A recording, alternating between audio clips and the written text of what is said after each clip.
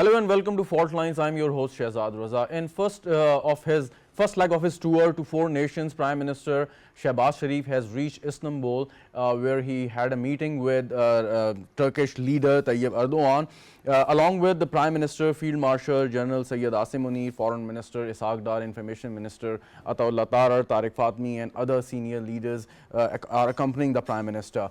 And the purpose of the visit is to thank the Turkish leadership for supporting Pakistan in a very critical situation in which India tried to destroy Pakistan and has tried to establish its hegemony in South Asia, but it failed. And thanks to the powerful friends Pakistan has across the world, including Turkey. Basically the purpose of the visit. But along with this, the Prime Minister would also discuss the bilateral cooperation, the relation between the two countries, the economic relations, and how the two countries can further strengthen the relationship in terms of in the fields of defense, economy, and culture, of course. When we talk about the critical phase we just went through, it gave us so many important lessons, and we learned so many important lessons. And the lesson is, no matter how big your enemy is, it's your resilience, your courage, your jazba that basically is your forte, that is your strong point. India, despite its massive size, its robust economy, and latest arms and weaponry, and a huge number of army, it failed to impress Pakistan. It failed to defeat Pakistan. In fact, he had to face the defeat in the hands of brave Pakistani soldier, and the entire nation was standing behind the Pakistan armed forces. We will discuss this in the program, but before that, the real issue that we are facing, along with the two hostile neighbor, is the economic recovery, and Pakistan is on a path of economic recovery. We are in an IMF program, and 2 days ago the IMF spokesperson in Washington DC, she gave us a flying colors when she said that Pakistan almost met all the targets IMF set for the economic recovery and the reforms process. And now we are in extended fund facility. We just acquired $1 billion, and Pakistan the tax collection of the country has almost doubled in the last 2 years. Of course, there are certain the concerns by the people, and the government is trying hard to give maximum relief to the salaried class and the common person in the upcoming budget. But the path of economic recovery is very solid, and Pakistan and is of course moving on the right track, and the government is striving hard to ensure that all the targets are met, and whatever trickle down effect would be available should pass on to the common people of the country. To discuss this, first we have in the studio Danial Sheikh. He's a member of Pakistan Muslim League, a well-known analyst. Thank you so much, Danial Sheikh, for your time. We have with us Fahim Sardar Saab. He's economist, researcher, and policy advisor. Thank you so much, Fahim Sardar Saab, for your time as well. Fahim Sardar Saab, I would like to start with you. Now, when IMF is giving us 100 out of 100, that Pakistan met all the targets, reform process is underway, the government almost achieved the target of doubling the tax collection. Now the question is, when the government is going to present the upcoming budget, probably on 7th or 9th of next month, so you think the expectation by the people, the common people of Pakistan, would also be met, the relief would be given to the people?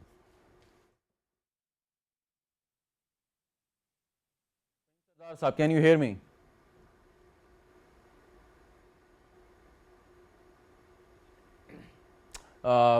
We will again contact Fahim Sardar Saab. There must be some technical issue. Danial Sheikh Saab, if you can answer this question, since it's your party, your government, so the relief the people are looking for, is it on the cards or no? Well, first of all, I'm sitting here as a political analyst. I'm not representing PMLN, so I cannot tell you exactly what they would want. But generically speaking, yes, every government, and if you look at the past trajectory, especially of PMLN, they have always tried to facilitate the masses, especially when it comes to the macroeconomic policies. And their focus from day first is on the downtrodden segments of society to somehow bring them. And secondly, they have always focused on building aids to trade.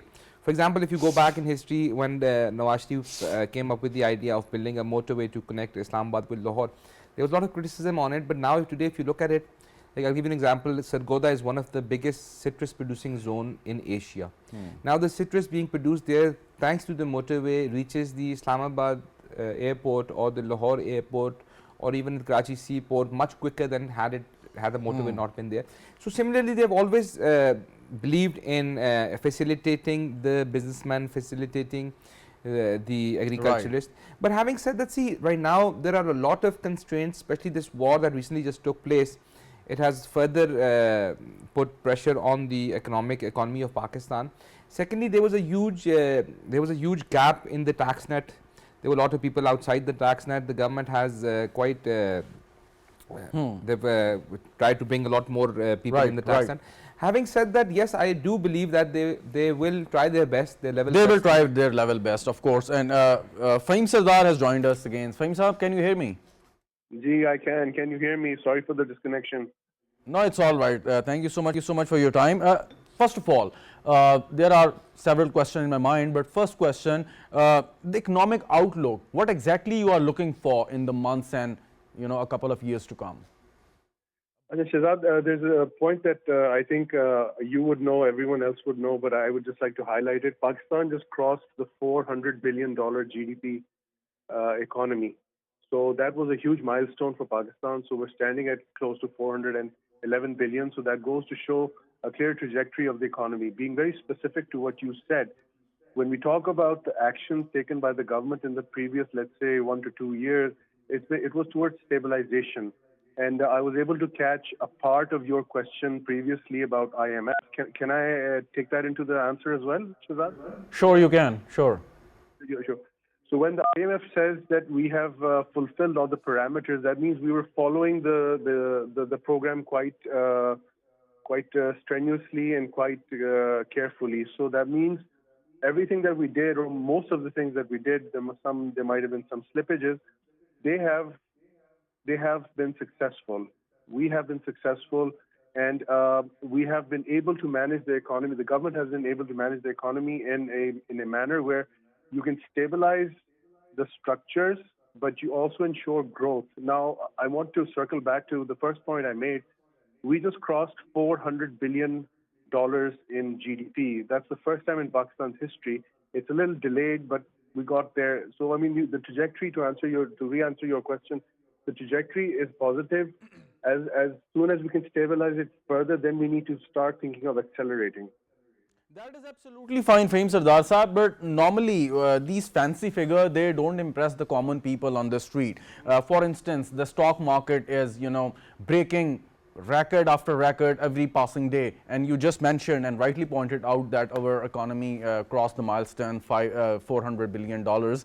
The question is, all these economic recoveries, the steps, the trajectories, the reform process and the steps taken by the government and record tax collection. So common people would ask that what exactly it's going to how exactly it's going to affect their lives, how exactly the government is offering the relief, when their lives or when the plight of the common people would change or improve.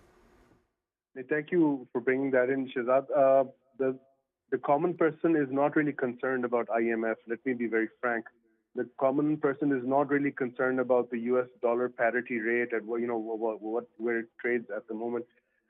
The cost of a roti, the cost of vegetables, the cost of eggs, ghee, meat. This is what we need to look at, and we need to have a very careful analysis of how certain prices have come down of certain vegetables. But we need to ensure that they remain low. It's a question of supply. Demand is already there. We need to manage the supply. And when we talk about a stable economy, you need to have stable prices internally, as you pointed out. The common man needs to feel the benefit of this whole process. Let's move to oil. Oil has, we basically buy from OPEC. So basically, we were paying at an average of $75 the last year, $76, you could say. But it's come down to $62 this year. So there has been a benefit for the government, but it's obvious that the government is not reducing the petroleum prices because they're trying to build up their reserves. That's understandable. But at the end of the day, the moment you start to see a reduction in petroleum POL prices, you will see the common man experience some benefits that you were talking about. Exactly, but this the entire purpose of this exercise, the reforms and the strategic steps the government has been taking for the last almost 2 years. The question is, the purpose or the target of every political government is to provide maximum support to the people, because that's how they can go to the next general election and present their case before the general masses and get maximum number of vote required to form another government. So of course, I mean, this is no bad choice for them, this is no selfishness, but this is how democracy works. So the question exactly is that when that process would start. Now we are holding, the government is not decreasing the POL prices just because to improve the reserves, or to have the maximum financial cushion that they need. But what exactly when the process of trickling down effect would start? As you said, and I was just about to add, the government is trying to strengthen its reserves, trying to build up its position. And I think it's a question of time that as soon as the second tranche, this IMF thing is behind us, I think that's when the government can consider bringing down the oil prices. It is obvious that the government has a strategic reason to keep oil prices where they are, because there's a levy and then there's certain other taxes. But I think in the near future, if we can, I would wager to guess around about perhaps in 2 months' time, we can see a reasonable, not a significant, but a reasonable gradual reduction in oil prices. All right. One last question for him, Sardar Sahab. You meet so many businessmen on a regular basis. Are they really happy that the steps taken by the government or the strategy of ease of doing business is really working? The business community is really happy? I mean, what is your take on this, and what feedback you have got from the business community? Sure. Look, to be honest, the business community is happy, especially about one thing. It's the stability. It's the lack of volatility. They know what to predict for, let's say, tomorrow or 1 week after, or perhaps 1 month from now. So the business community it's on the positive side. The business community is waiting to see how things pan out. We had this mini war that, mashallah, with Allah's grace, that we won against India. But now we have to get back to business, which we're trying to do. But the business community was and is positive.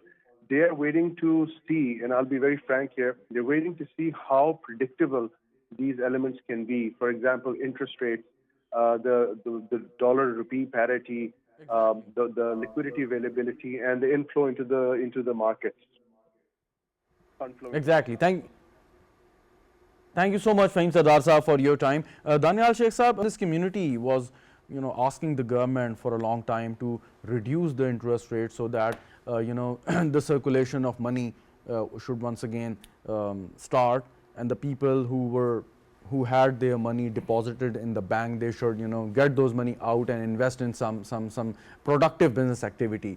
Now interest rates have come down. So the businessmen, I mean, they have now the responsibility of ensuring that the government has accepted their request. Now it's their responsibility, their duty to do their part. So are they ready to do their part or no? Absolutely, I agree with you 100%. It's now the ball is in their court. And you just mentioned a word that we used to hear a lot during the time when Shaukat Aziz was Prime Minister, trickle down effect. See, that policy, his idea was that government should massively print money, so it should cause an artificial inflation, and people will get an incentive to work harder, and then they will invest in. But that thought or that ideology completely failed in Pakistan, because unfortunately our businessmen, instead of turning towards setting up industries or other worthwhile adding value, businesses that add value to masses, everyone became a property dealer, all the businessmen. See, now the problem with property businesses, it's not adding any real-time value, especially the way it's being done in Pakistan, and it completely destroyed our agro-based economy.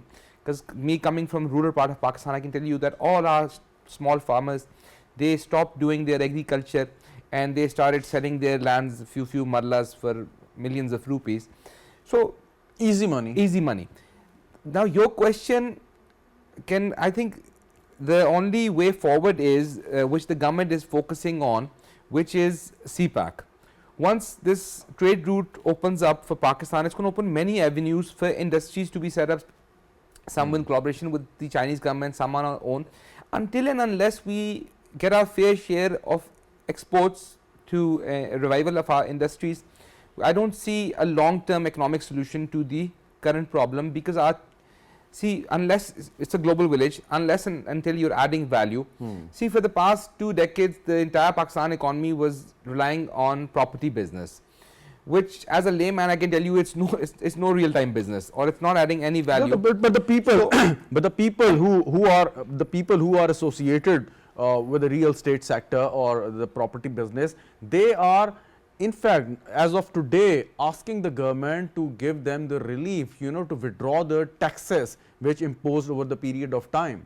So now they are again asking the government, if the government provides them the relief in the budget, so it means that the other productive business activity would not be that flourishing as they should be. Absolutely, I don't think that the government should give them that sort of a relief. Like I told you earlier, so much of our agriculture land just completely went to waste because of this. We need to we have to focus on our how to draw quick returns. The fastest way for us is a revolution in the agro sector. Now obviously if you, but there is another point, there is another point. Whenever we ask this question to the people who are associated with the real estate sector, they say when our sector grow, more than 50 allied industries would grow. The cement industry, steel industry, the crush sector, whatever you call it, hundreds and thousands of laborers would get the job, and the masons would get the job, engineers would get the job. That is their argument. If our sector would flourish in real terms, then the allied industries would flourish. Yeah, see, I'm not completely against it, but now it has to be more regularized. I am against the destruction of such massive agriculture lands. Government has to step in and monetize this, and there should be limitations. First of all, I believe that now it's high time that we stop the building of housing societies, and we should encourage high-rise buildings, because our land is very limited. And now we have some of the best fertile lands in the world, like our mangoes coming from Multan, they are the best mangoes in the world. Now this is something that their mango is a cash crop, we can benefit from. But whereas those buildings or that cement is not going, our whole the basis of economic growth is what you're going to bring into the country. Circulation within the country, so improve for the time being it can help people, but it's a bubble. It's bound to burst. We need to facilitate our exporters. Having said that, see, there's one thing I disagree with a lot of Pakistani businessmen. They put too much blame on the governments. Just look at China. China, when they realize that they have to allow private businessmen to function for their economy to flourish, they managed to set a world record of bringing the most number of people out of the poverty. It's not for the government yes, they should facilitate, or there should be less bureaucratic barriers, but having said that, the businessman has to think out of the box.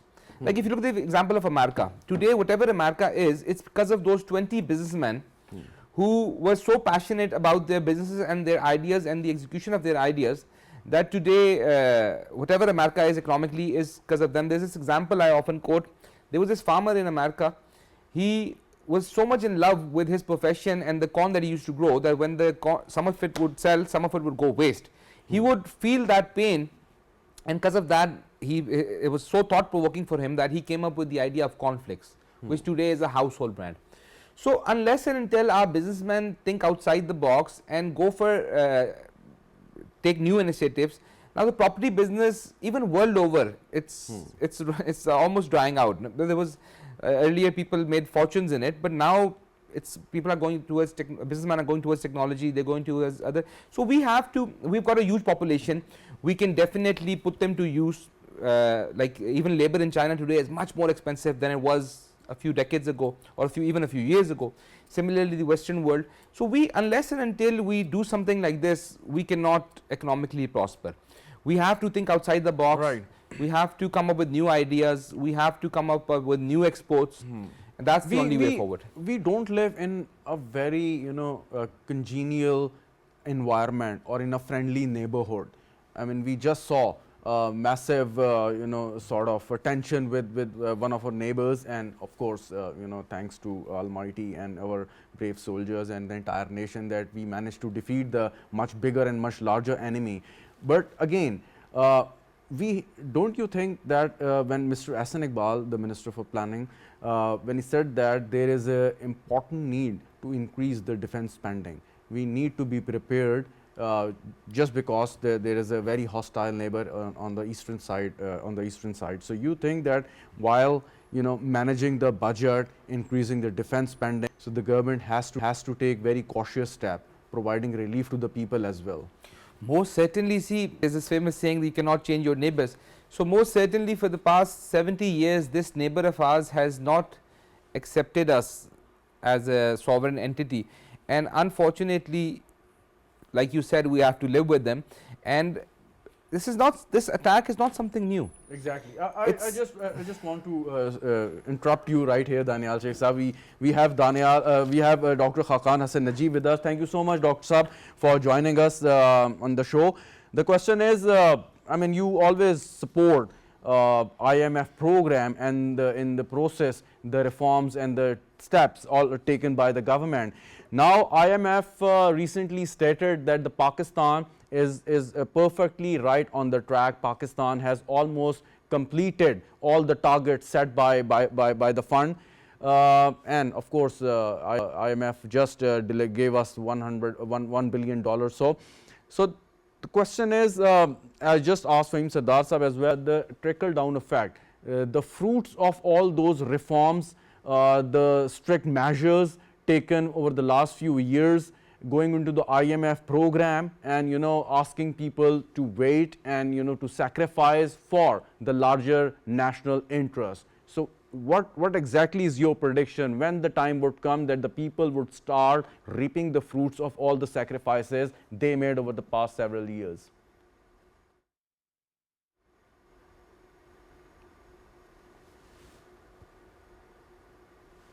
Dr. Khaqan Najeeb Saab, can you hear me?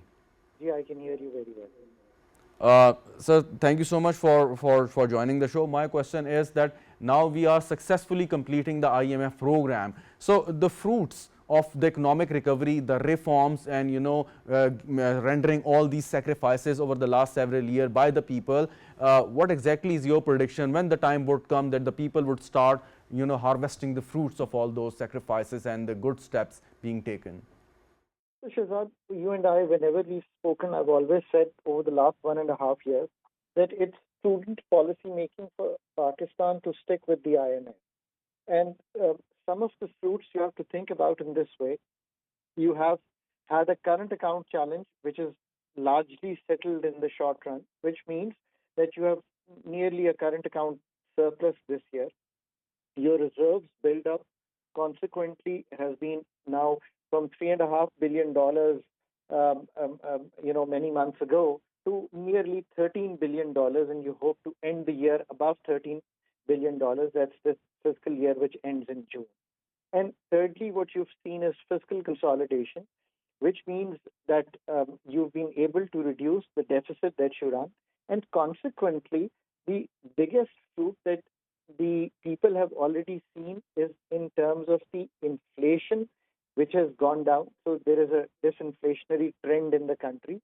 For the last 2 years, we've had inflation above 20% on the average. It was 29%, then 24%. And this year, you hope to see it around 6-7%. So people's buying power was being eroded at a very high rate. Prices have still increased, but let's say this year, if the wages have gone up by 6 to 8%, so you've not lost any of your buying power. So the biggest fruit that people have already seen in terms of the macro stability has been that the rise in prices has been fairly muted, and that has helped you bring down your policy rate from 22% to 11%.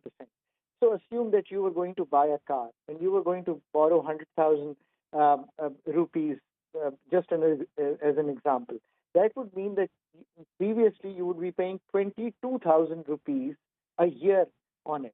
Consequently, you were to borrow 10 million, you would be paying 2.2 in terms of what the markup was. Now you're paying 1.2 million.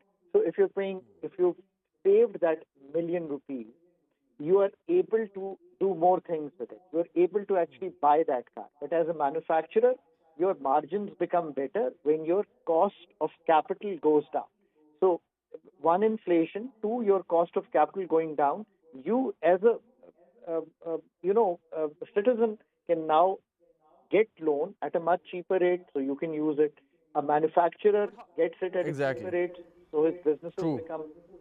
And thirdly, the agriculture people, they usually tend to borrow offline, which means at a very high rate, so they can get access.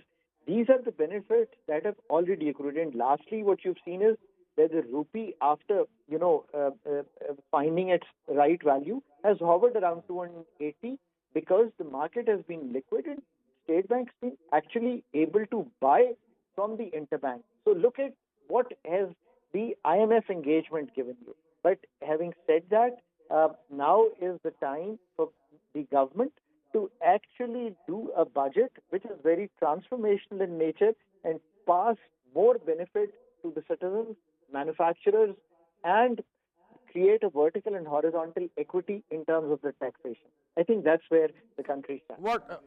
What financial cushion is available for the government to pass on the relief to the people, especially to the salaried class persons? And you just mentioned the manufacturers.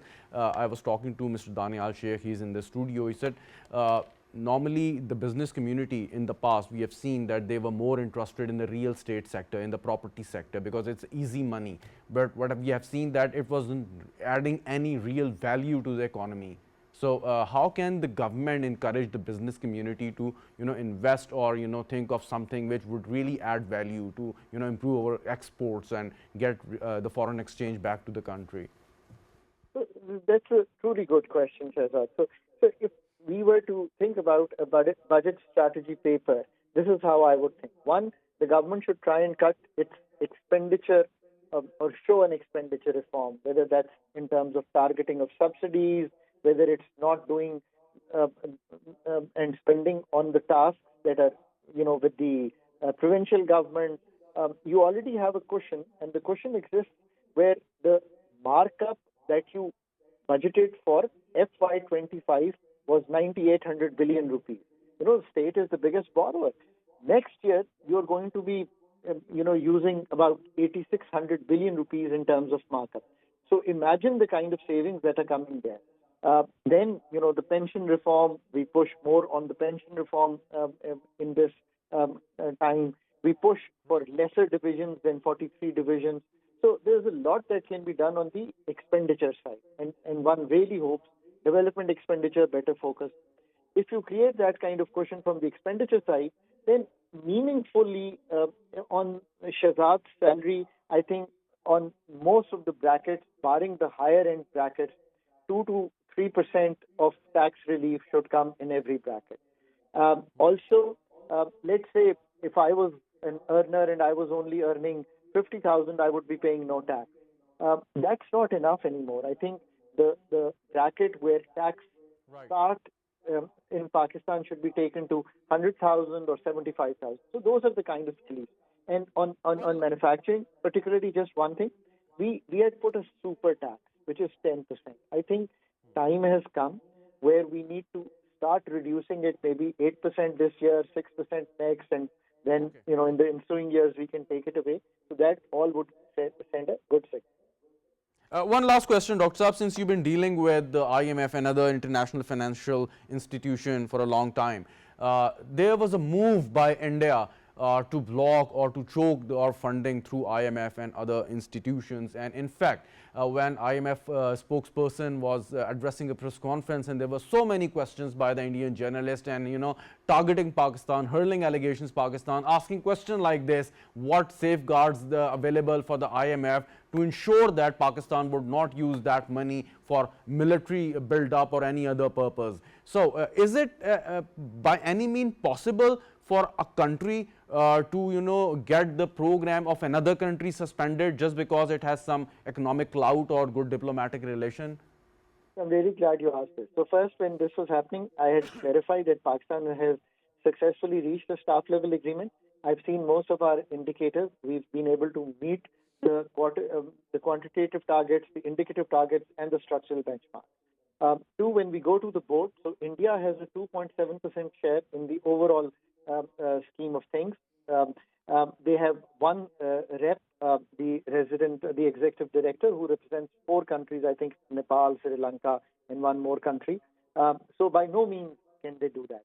Usually, and it's not today, I, as you say, ran Pakistan's only successful program from 13 to 16. They would send us a lot of questions. We would answer back. They would abstain, and that's fine. They have probably done the same. They have abstained this year as well. So by no stretch of imagination could they have blocked it. Secondly, I think that's the most important part. I really, really hope that the scholars in India would, explain to the leadership there the monies that flow from the IMF. So let me repeat very carefully for all the our listeners. The monies that flow from the IMF are parked as balance of payments support at the State Bank of Pakistan. They remain at the State Bank of Pakistan, and the federal government does not use those monies by any stretch of imagination for budgetary support or to buy missiles or weaponry. So be very, very clear. It's a balance of payment support that's parked there. Yes, that comes with a lot of, fiscal constraints on us. So instead of, opening our coffers and buying more stuff, we have actually showed that from 8% of GDP deficit, we have now come down to hopefully 6.1 or 6.2 this year, and the fiscal consolidation would continue. So in any case, it has maybe reduced our capacity to spend, not increased our capacity to spend. Having said that, this year, the last point, there is enough room for us, as I said, expenditures control and the new taxation that we can do. There is enough room to jack up our defense budget, whatever is needed. We have been doing this. I've seen this over the last 10 years, and the same would be done this year.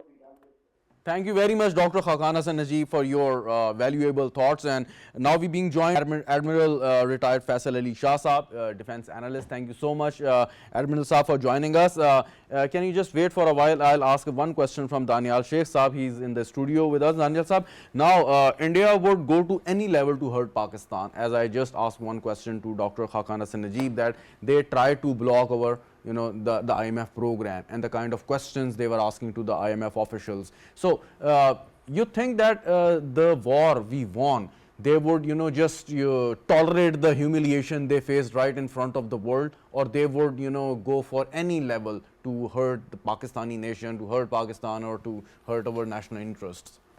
India was a day late and a dollar short.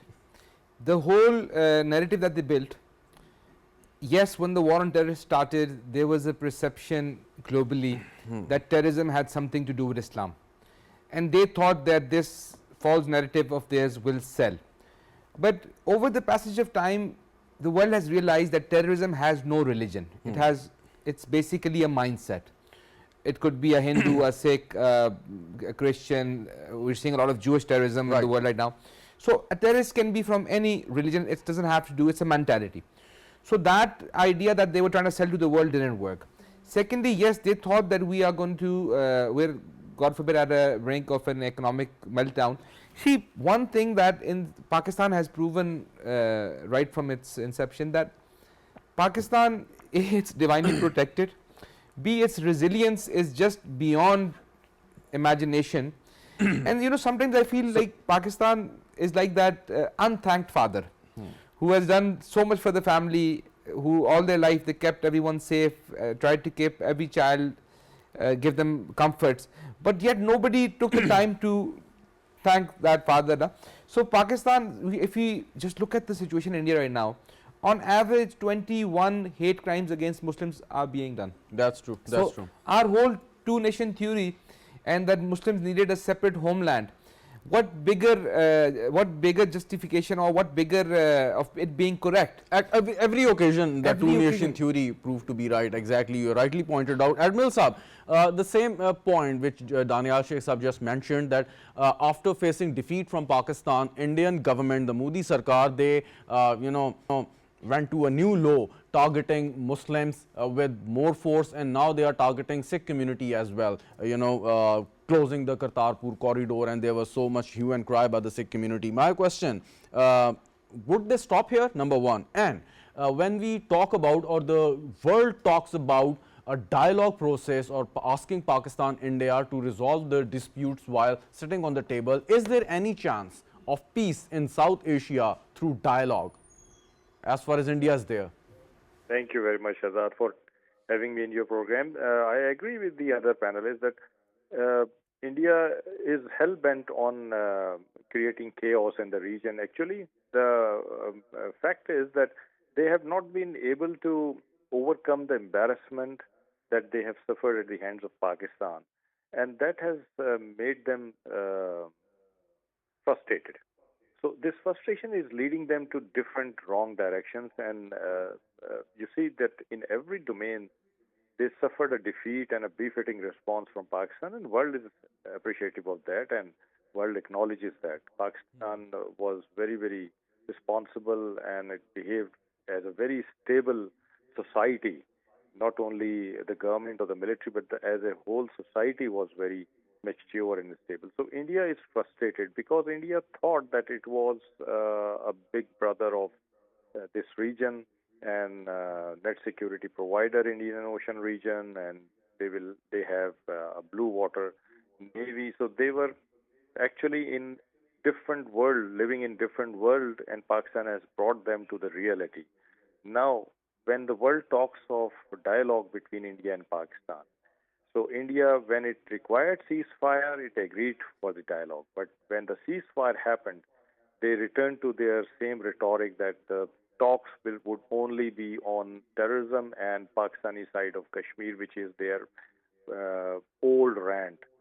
So as far as dialogue is concerned, I would say that that will be held just for buying time by India.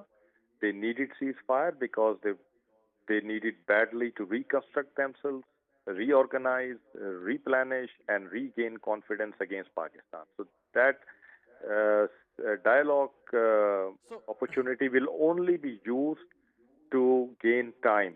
And I suspect that during this time frame, while they will be focusing on making themselves stronger, they would be Admiral Saab, focusing. if we are, if we really understand the enemy that well, why should we go for that dialogue at the first place? Why shouldn't we ask for the terms of or the conditions, or the issues on which we are going to talk about, like disputed territory of Jammu and Kashmir? I mean, the illegally occupied Jammu and Kashmir, to be specific, by India. There are two things. First, that we are a peace-loving nation. We are a peace-loving country. We want to remain. We want to live in this region with peace, and we want to have peaceful coexistence with all our neighbors. This is our stated stance, and we have proven it uh, by deeds and by actions both. Number one. Number two. Uh, After every spat, be it kinetic, be it asymmetric, be it anything, you have to come to the table and talk. That is the final solution to all problems. This we understand, world understands, but perhaps Indians don't understand. You see how they have been misusing and abusing Shimla Accord. Shimla Accord says that the resolution of conflicts between India and Pakistan has to be bilateral. So when we ask them to come and talk to us, they don't. And when we say involve somebody else, have third-party mediation, they say it's not included in Shimla Accord. So this all tells about their intent. They just don't understand that after everything they How can do, we again make have them to come to the understand? table. How I can we think make them understand then? How I can think we make them partly understand then? I think partly we have done the job. They understand that they are no more a big brother. They don't have strength more than Pakistan. They just can't treat Pakistan like a slave country. They have fairly, I think, they have developed a good understanding on that. But I think if some gap is still there, Pakistan will make them understand if they ever try to carry out an aggression against Pakistan. But don't you think that India, after facing defeat in the hands of Pakistani armed forces, would go for another shopping spree, buying latest arms and ammunitions, state-of-the-art aircraft? Don't you think that it's the responsibility of civilized world, the Western powers, not to let India acquire all those latest arms and ammunitions, to maintain balance in the region? In fact, I mean, if they do so, don't you think that India would be compelled to come and sit on the table? I mean, if India believes that it has all the money in the world and he can buy all these toys and use against Pakistan, you think that their hegemonic design would not finish at all at any stage in near future? Shahzad, the point is that unfortunately, the morality is a casualty in international affairs right now. You don't see morality or international systems or things, responsible attitude. These things have been vanished in the face of pursuing national interest. So if the other countries have very strong military industrial complexes, they contribute to their economy and they would not like to have a dent on them. So if somebody wants to buy their toys or arsenal, they would sell it. The problem is that this time it was not the arsenal, it was the quality of human resource between India and Pakistan that created the difference. So if India buys anything even from the moon and they try it against Pakistan, I think they will not be able to bridge this gap of quality of human resource. So Of course, that rightly role is pointed out. there. Rightly pointed out. Thank you very much, Admiral Faisal Ali Shah. He was with us in the program. Your valuable information and analysis. Last question, you, Danial Sheikh Saab. Now, Prime Minister is visiting the friendly countries primarily to thank them for their support. You think the countries like Turkey, Saudi Arabia, UAE, Qatar, can they play a role because they have the influence in the international arena? Before that, the question that you just asked. Very quickly, you have last. Yeah, the question you asked, Admiral Sahab, will India stop or can international? See, actually, what needs to be exposed is the proxy war that India is fighting with us. We have transcripts, we have evidence, we have caught their agents of their spies working within Pakistan. So basically, that war needs to stop. We have given 90,000 lives against the war on terror. We have given, our law enforcement agencies have given the best performance against terrorism. Although, see, most of our policemen were recruited to fight petty theft and such activities, not to fight with terrorists. But when the time came, countless policemen gave their lives with very little training, with very little ammunition, with very little protective gear. So we have done more than which is humanly possible. And then for us, like I told you, Pakistan, unfortunately, when I hear some people being pessimistic about Pakistan living within Pakistan, and then from outside we being blamed, Pakistan is like that father that nobody is willing to acknowledge or thank. But it's high time that we now tell the world, we show the world that especially the Modi doctrine needs to be exposed. Look at what he did in Canada. But the whole, it's not just us, everywhere, all in over, Canada, everywhere. in United States of America, in Australia, everywhere. Everywhere. Exactly. See, it's a terrorist state. The world needs to recognize this. As far as the preparation for war is concerned, we have no fear because each and every citizen of Pakistan is willing to give their lives for Pakistan when the time comes. Right. And we have Thank you proven very this. much, Danial Sheikh Saab, for your valuable input. Thank you so much, viewers, for watching the program. Good night and Khuda Hafiz.